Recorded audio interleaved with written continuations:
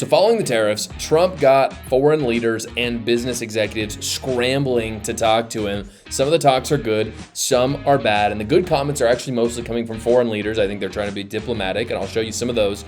There are some bad ones as well, and those are coming mostly from business leaders in the US. So let me show you first the ones that are coming from foreign leaders. This is from the president of Taiwan. I'll put it up on the screen for you to see.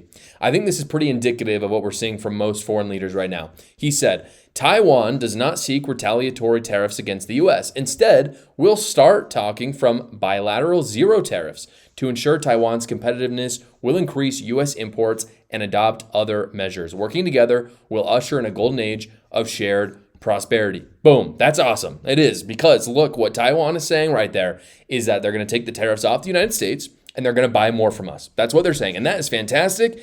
Here's the thing though. That is only if we drop the tariffs on Taiwan. That is what he's saying. And so what I'll show you is how Trump can finesse this all. In just a second, I'll show you after I show the business leaders' tweets and what they're saying. But Trump could really finesse this. And I think that he could create an economic kind of change in the United States that we've never seen before. It's that golden age that he's talking about. But first, I want to show you what Americans are saying. This is one of my big concerns, and Spencer says this well. This is Spencer Hackamian. You can tell me if I'm wrong on that. I'll put it up on the screen for you right now. This is what he said. He said, what the heck is going to happen to the small family-run business and all its employees that imports $1 million a month from China or Vietnam or Cambodia? That's now going to get hit with a $500,000 a month tariff bill. I personally know hundreds of businesses run on this exact business model. And this is absolutely true. And this is a huge problem. As I'll talk about, there's a way Trump can fix all of that. But that's the biggest concern right now is actually small businesses. People are talking right now, oh, it's just the rich people who are struggling because of the stock market. It's actually not. I have two small businesses myself. I can see how this will destroy small businesses in many ways. As I'll talk about, I don't think that has to be the case.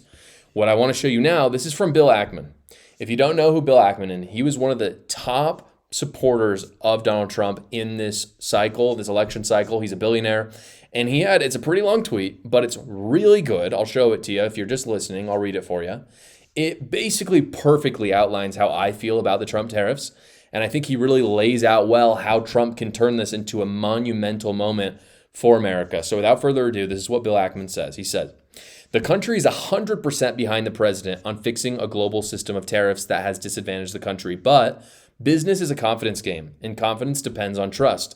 President Donald Trump has elevated the tariff issue to the most important geopolitical issue in the world, and he's gotten everyone's attention. So far, so good. All that's true. I'm going to pause there. That is so true. Getting the attention on the issue is huge, and I'll talk about why it's so huge in a second. And yes, other nations have taken advantage of the U.S. by protecting their home industries at the expense of millions of our jobs and economic growth in our country. But by placing massive and disproportionate tariffs on our friends and our enemies alike, and thereby launching a global economic war against the whole world at once, we're in the process of destroying confidence in our country as a trading partner, as a place to do business, and as a market to invest capital. The president has an opportunity to call a 90-day timeout, negotiate and resolve unfair asymmetrical tariff deals, and induce trillions of dollars of new investment in our country. If, on the other hand, on April 9th, we launch economic nuclear war, April 9th, just so you all know, he released on April 2nd the tariff plan. April 9th is when this gets implemented. Bill Ackman continues. He says, if on the other hand, on April 9th, we launch economic nuclear war on every country in the world, business investment will grind to a halt, consumers will close their wallets and pocketbooks, and we will severely damage our reputation with the rest of the world. That will take years and potentially decades to rehabilitate. What CEO, and what he's talking from his perspective now as a billionaire, what CEO and what board of directors will be comfortable making large long-term economic commitments in a country in the middle of an economic nuclear war? I don't know of one that will do so. And I'm going to pause here really quick. I understand I've seen a lot of kind of anti-billionaire sentiment right now online because of all of what's going on and how people feel like the stock market is just geared towards billionaires. I understand that sentiment, but what he's saying here I think is fairly simple, which is that he's saying, as a billionaire himself, he's saying, I can't invest in this sort of market. And it turns out what investment does is it grows companies, which then hires people. So as he'll get into here, it's going to hurt the consumer and it's going to hurt the worker, which is the opposite of what Donald Trump really wants. He says, I don't know of one who will do so. When markets crash, New investment stops. Consumers stop spending money, and businesses have no choice but to curtail investment and fire workers. And it's not just the big companies that will suffer. Small and medium-sized businesses and entrepreneurs will experience much greater pain. Almost no business can pass through an overnight massive increase in cost to their customers. And that's true even if they have no debt. And unfortunately, there's a massive amount of leverage in the system. He finishes off this way. Business is a confidence game. The president is losing the confidence of business leaders around the globe. The consequences for our country and the millions of our citizens who have supported the president, in particular low-income consumers who are already under a huge amount of economic stress, are going to be severely negative. This is not what we voted for. The president has an opportunity. I have to take one more stop. The whole reason why Donald Trump was put in at the end of the day was because of the pain that the Biden administration was causing. We did not vote for, as J.D. Vance and President Trump have said themselves, they haven't told us how short, but a short-term pain in order to get a greater outcome. Even if that were true, and I don't believe tariffs will do that, but even if it were true, that's not what we voted for. That's not what they promised in their election cycle and in their campaign. And I think, personally, that a good person delivers on their promises. It's what Donald Trump did in his first term, and I think that he has a responsibility to do that in his second term. This is what Bill Ackman finishes with. He says the president has an opportunity on Monday to call a timeout and have the time to execute on fixing an unfair tariff system. Alternatively, we are heading for self-induced economic nuclear winter, and we should start hunkering down, make cooler heads prevail.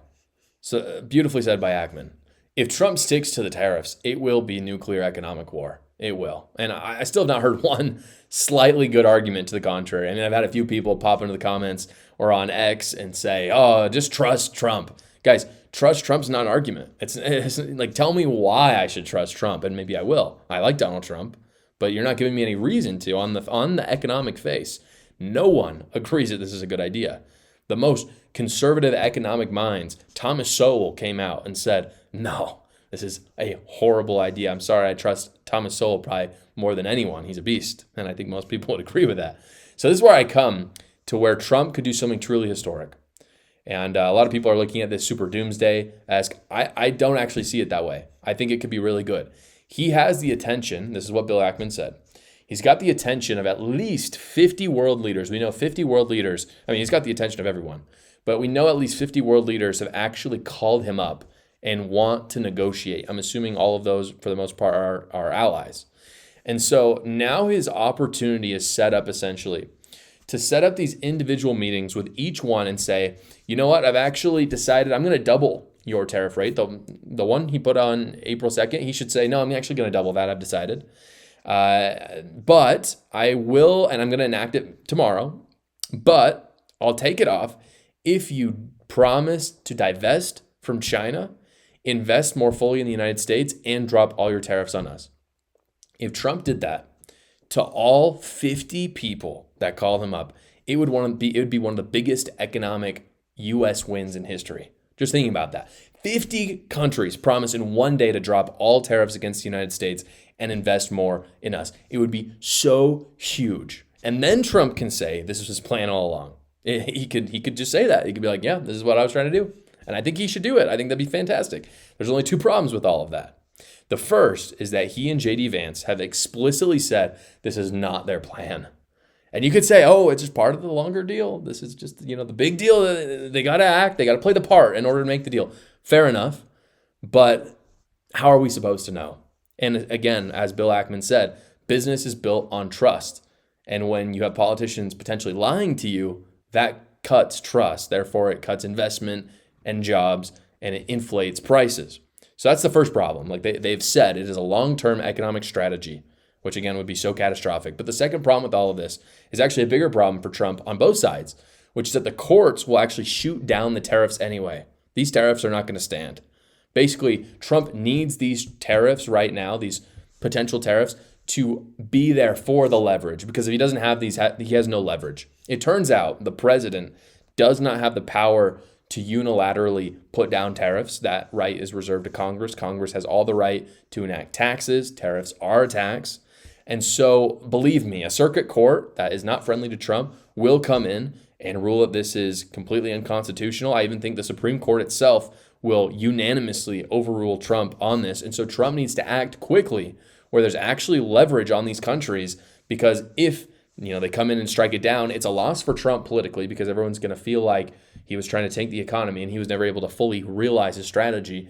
And it's a loss for the American people, because then he doesn't get to use that leverage to get us into a better place. If he doesn't get this done, inflation will jump, Republicans are going to be toast in the midterms, and small businesses will go out of business. I sincerely hope Trump basically does exactly what Bill Ackman says. He takes the leverage, he uses it, and he creates one of the best economic wins in U.S. history. Did you know that hundreds of thousands of Americans are losing millions of dollars this year just because they forget to file their taxes? This year, 88% of filers are going to get a return of at least $3,000, guys, but many are choosing not to file, thinking they're going to lose money. And in reality, they're leaving money on the table. And that's why I partnered with Quick Tax America. Quick Tax America has already gotten its average tax returner over $4,000 back from the IRS just this year. And unlike the other services, just because it's a week before taxes are due, they're not raising rates. They do all federal tax returns for only $69.